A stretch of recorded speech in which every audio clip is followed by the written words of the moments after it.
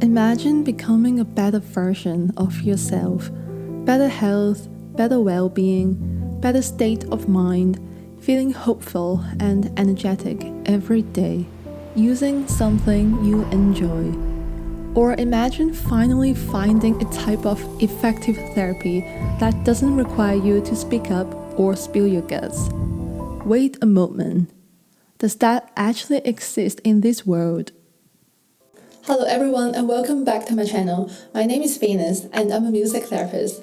Yes, this mysterious, magical thing that can help you become a better version of yourself is called music therapy. Never heard of that? Don't worry. This is the first episode of my brand new music therapy series where I will talk about research, science, the brain, and how music therapy can improve our health and well-being. And in this very first episode, we are going to cover the basics, the most frequently asked questions, and how you can benefit from music therapy. So let's get started.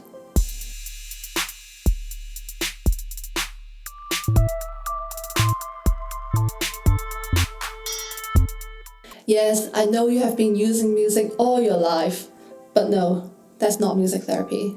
When you party, work out, meditate, go through a breakup, there's always a song for every situation. No doubt, in each case, music improves your mood, changes the atmosphere, and makes you feel good.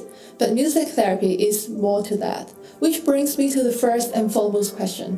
What is music therapy? Well, I'm glad that you asked. Music therapy is an evidence-based allied health profession in which music is used to support people and improve their health, functioning, and well-being. Which basically means that music is used to help people achieve non-musical goals. Common goals include emotional goals like reducing stress, anxiety, and depression symptoms, regulating emotions, and increasing motivation. Cognitive goals like improving memory, organization, attention, and problem-solving skills. Physical goals like improving sleep, growth, and fine motor skills, muscle strength. And communication goals like social interaction, verbal and nonverbal skills, and speech functions.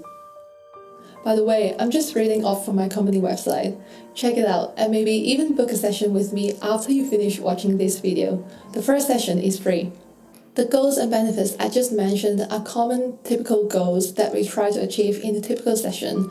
Your next question might be, is music therapy really effective? Remember the definition that I talked about just now. Music therapy is evidence-based. That means that people have researched, studied, and experimented different theories. For sure, music therapy cannot cure the cancer or stop the pandemic, but clinical studies have shown that music therapy is effective in helping patients relieve pain, reduce anxiety, facilitate rehabilitation, improve daily functioning, etc. Music therapy can be used as a standalone intervention or in conjunction with other therapies. And there are plenty of cases demonstrating the effectiveness of music therapy, and I'm sure you can find lots of footage on YouTube. There is a famous one, might be this one.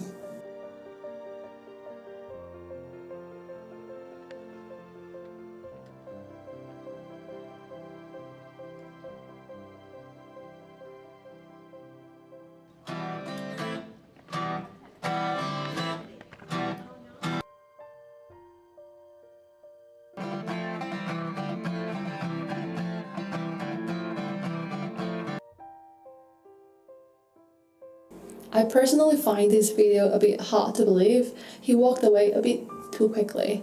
But in the Brain Injury Rehabilitation Center, I have witnessed a patient who loses proper balance, but she can walk quite steadily and evenly when you put the metronome next to her. Could she do it by herself without a music therapist? Yes, certainly. Her carer can put the metronome on for her and assist if necessary. But is that music therapy? Yes, we all have experienced the power of music. So why can't I just do it myself? Why do I need a music therapist?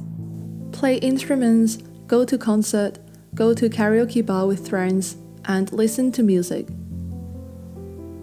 Let's take a look at this graphic. As I mentioned in the definition, music therapy is an allied health profession. Similar to occupational therapy, physiotherapy, and speech pathology, music therapy requires the presence of a professional. Music therapists guide you in your health recovery journey, More importantly, the relationship between you and your music therapist is considered crucial. Music is not just a means being used to improve your health, but also a medium for you to explore your emotions, musicality, and transform. Through music, there is a special bonding built between you and your music therapist. This is something you don't get from music lessons or watching your favorite YouTuber singer cover a song. The presence of a music therapist is crucial. Let's take exercising as an example. You lift weights, you run, and you monitor your diet on your own. Maybe you have a personal trainer. Does that mean you are participating in physiotherapy or occupational therapy? Because you're also trying to improve your functioning, which is essentially the same goals in PT or OT. I hope that explains, you know the difference. Yeah, there are lots of stuff that you can do on your own, by yourself. But is that as effective as working with someone who's more experienced, preferably a professional? Of course, it depends on your budget and other concerns as well. By the way, if you're curious about music therapy but is not ready or not sure whether to invest in therapy yet, you can check out some of my handpan guided meditation soundtracks, linked down below. I've created 5 tracks for 5 different situations, like getting motivated, finding your focus, improving your sleep, calming down during panic attacks, and also to practice gratitude. You can listen to some previews on my website before you decide. The second difference between music therapy and music lessons or entertainment lies in your intention. In music therapy, the number one goal is to improve health and well-being. In music lessons, learning instruments is the goal. When you attend a concert, you intend to be entertained. The social connection, improved memory, etc. are just byproducts. That is the difference. Your primary goal and intention is not to improve your health, but in music therapy, the goal is health-oriented, and that is achieved through music and the relationship between you and your music therapist. Now that we have covered the top questions people commonly have when they first hear music therapy, let's address some other questions in this video. Number 1, you don't need to know any musical instruments in order to participate in music therapy. Anyone can benefit from music therapy. Well, given that you don't hate music and you can tolerate music. Music therapists will plan the sessions based on where you are at and match you musically. Each session is tailored to suit your goals and needs. All you need to do is be present and enjoy. Number 2, does health insurance cover music therapy? Now, that depends on where you're located, and I can't say I'm the expert on that, but I will try my best to answer. Let me grab my notes here. But if any of you watching this video now who knows better, please leave a comment below so that you can benefit everyone.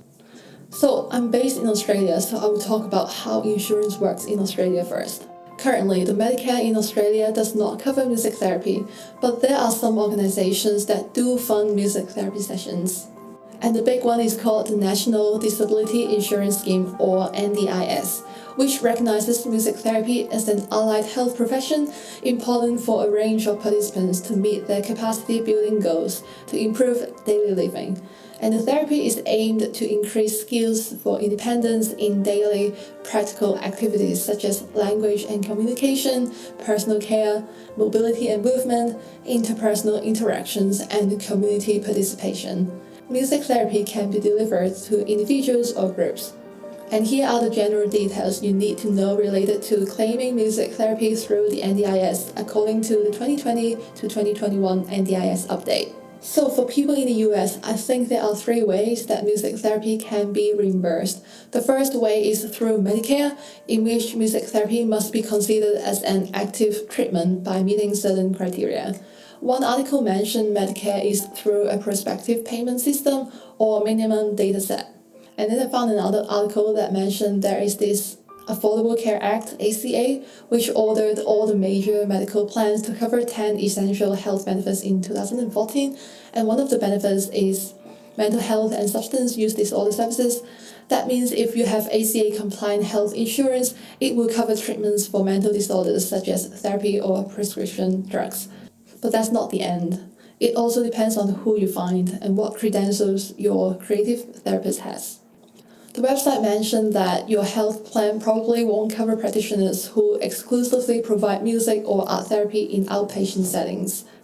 That being said, you might be reimbursed for creative therapy in some cases, so please check with your health insurance provider for more details.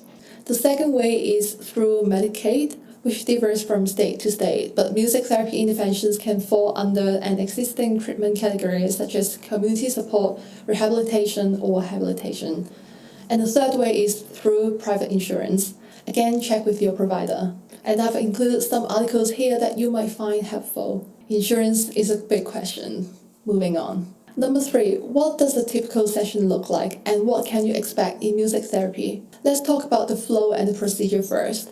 If you decide to book a session with me, you will get your initial consultation for free. So you go to this booking page, link in description, select the initial session and the time slot that suits you. All my sessions are being conducted online. Geographic location isn't the reason stopping you from attending therapy. During the 30-minute initial consultation, we will get to know each other a bit, do music activities of your choice, more on that later, and discuss your health goal. What brings you to music therapy? Do you want to improve sleep, relieve stress, regulate your emotions, or get rid of social anxiety after the lockdown? It's okay if you don't exactly know how. I will observe and discuss with you. I employ a collaborative approach in my work, which means that everything we do is the joint decision between you and I. I won't force you to write a song or rap or play drums if you don't want to. I will provide guidance around how we can use music therapy to help you with your well-being. After the first session, if we both think we are a good fit for each other, we can decide how many sessions we want to participate. I offer 6, 12, and 24 session plans. You know, therapy is like workout. You will only see results if you commit. Throughout your music therapy journey, we will do regular review of progress and adjust if necessary. The focus is you and your health goals. I understand how much effort we need to pay in maintaining our physical and mental health. It's a continuous work in progress. That's why I sincerely hope you have fun in your journey. So, what happens in a typical music therapy session? Now, here's a cute little infographic I created. Take a sneak peek of what we will do in music therapy sessions. That might include singing, playing instruments, writing songs, discussing and also analyzing lyrics, improvising, dancing, movements, drawing, recording, playing games, or even counseling. I hope this changed your perception about using music to improve health and made you understand music therapy better. If you're interested in finding out more about music therapy, you can head to my website and read more articles there. Is there any question you want to ask me about music therapy? Wondering if you will be a good fit for attending music therapy or to work with me? You can leave all the questions in the comment section below. You can DM me on Instagram or email me. Depends on the length and the depth of your questions. If you watched the entire video until this point, I thank you for your time and attention, and I hope you learned something new today. If you have tried talking therapies before and have not benefited from that, there are plenty of alternative therapies out there. Don't let the past stop you from becoming a better and healthier version of yourself. You got this. Thanks for watching, and I'll see you in the next one.